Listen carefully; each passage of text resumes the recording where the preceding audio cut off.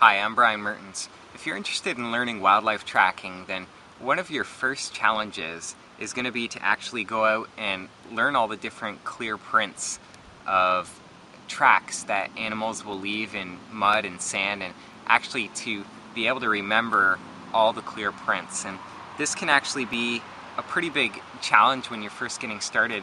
And so one of the ways that you can actually get good at internalizing what the tracks look like and remembering them in your mind so that you'll be able to recognize them in the field is to actually practice drawing life-size tracks. And this can be a really fun exercise when you're not able to get to a place where you can actually find some clear prints.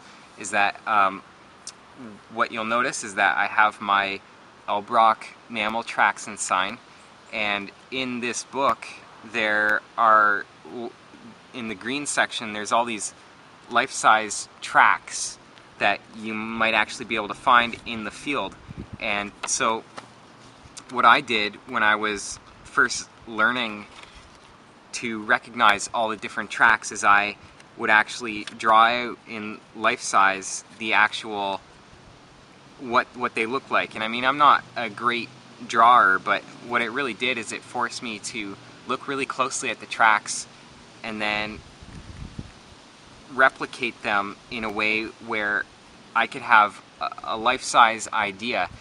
And what I found is that when I went out into the field, I was able to have an image in my mind that laid over top of a track, and it was actually relating to size as well. So a lot of times we might be drawing tracks and trying to get the image in our mind, but if we're not actually drawing a life-size track, then it's not as effective. So and then when you're done, you have a whole bunch of flashcards that you can work with too.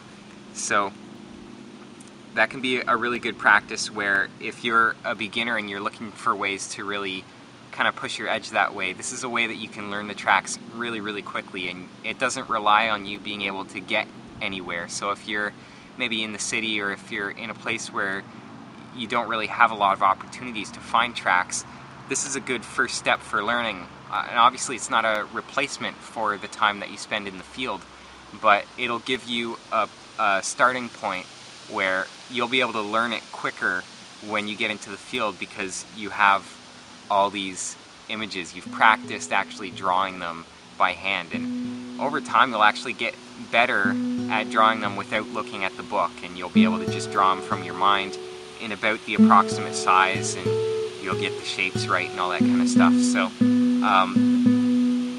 it's a good technique to work with for learning tracking.